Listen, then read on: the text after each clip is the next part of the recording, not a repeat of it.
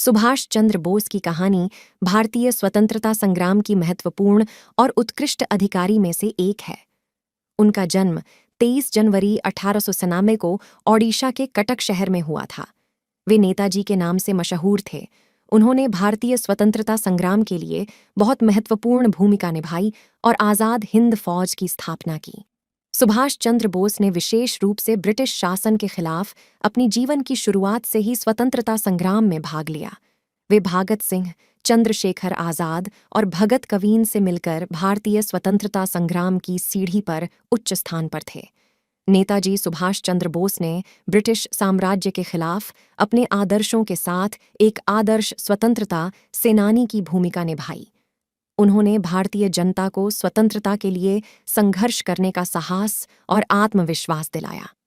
नेताजी सुभाष चंद्र बोस ने द्वितीय विश्व युद्ध के समय जर्मनी में हिटलर के साथ मिलकर भारतीय स्वतंत्रता सेना की स्थापना की और भारतीय स्वतंत्रता संग्राम के लिए अपने आदर्शों के लिए लड़ने का संकल्प बनाया। उन्होंने "तुम मुझे खून दो, मैं तुम्हें आज़ादी दूंगा" के मशहूर शब्द कहे थे।